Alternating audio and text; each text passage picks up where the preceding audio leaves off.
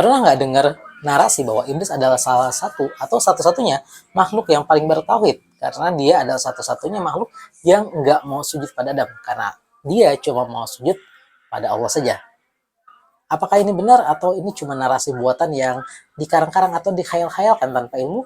Yuk kita bahas satu persatu. Oke, sebelum kita bahas lebih jauh, ada satu kaidah yang paling penting yang perlu kita pahami adalah sesuatu kejadian adalah suatu kejadian sampai kita buat narasinya, sampai kita berikan interpretasi, sampai kita berikan arti.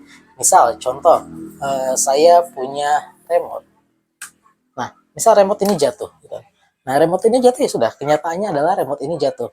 Masalah kenapa remote ini jatuh, terus apa yang ada di balik peristiwa remote ini jatuh, ini adalah interpretasi yang bebas-bebas saja. Setiap orang bebas memberikan interpretasinya masing-masing. Nah, yang paling penting adalah sekarang ketika kita ingin membuat interpretasi, kita harus tahu nih supaya nggak sesat nih, supaya kita nggak ngasal, ngarang, ngibul, ngadi-ngadi, maka kita harus paham dulu baseline-nya apa ketika kita memberikan interpretasi. Apakah interpretasinya memang punya satu dasar atau cuma lebih ya udah hayalan liar kita aja. Nah, salah satu interpretasi hayalan liar yang paling sering ada di mana-mana yang belakangan saya temuin di jalan, ketemu ngobrol sama orang adalah satu miskonsepsi bahwa iblis adalah makhluk Allah yang paling bertauhid, makhluk Allah yang paling mengesahkan Allah. Karena kenapa? Karena dia nggak mau sujud sama Adam.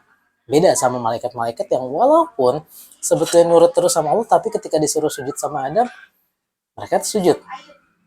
Narasinya yang diambil adalah bahwa iblis tidak mau sujud sama Adam karena memang ya iblis cuma mau sujud sama Allah. Padahal kalau kita pakai baseline-nya, kita pakai sumber datanya, enggak gitu ceritanya. Misal, kalau kita pakai sumber datanya, kita baca Al-Baqarah. Silakan buka Al-Baqarah ayat 34. Gampangnya gini, saya kasih artinya. Dan ingatlah ketika kami berfirman pada para malaikat, sujudlah kamu kepada Adam. Maka mereka pun bersujud, kecuali iblis. Ia menolak dan menyombongkan diri. Aba. Jadi kalau di bahasanya, di Qurannya, aba wastakbar. Dia enggan. Aba itu enggan. Wastakbar itu takabur, menyombongkan diri. Nah, maka ia termasuk golongan yang kafir, yang menutup diri.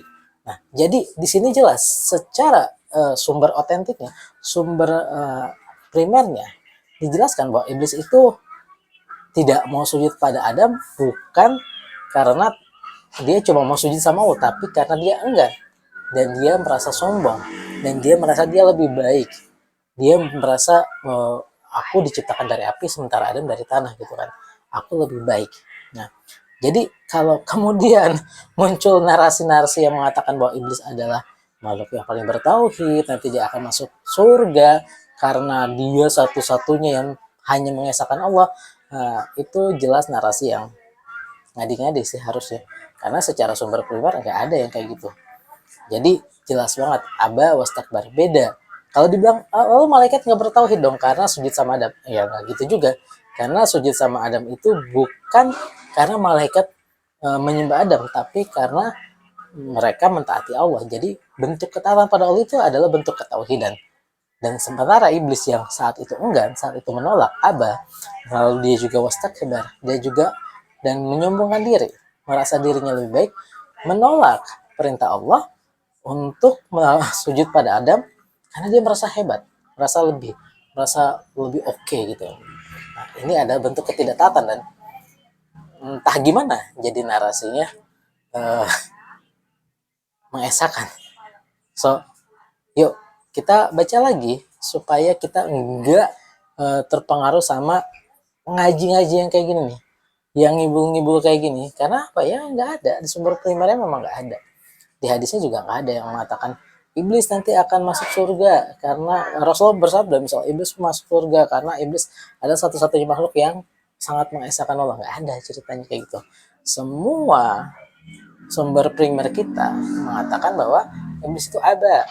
Kalau nggak ada ya istakbar. Ya, dia enggan, dia menyombongkan diri. Atau ya tadi di Al-Baqarah 34, aba wastakbar, dia enggan dan dia menyombongkan diri. Dan ini adalah satu kunci istakbar atau takabur, adalah satu kunci di mana seseorang tidak bisa masuk ke surga. So, itu dulu. Next kita bahas yang lain. Kalau ada yang mau dibahas, coba silahkan di komen aja.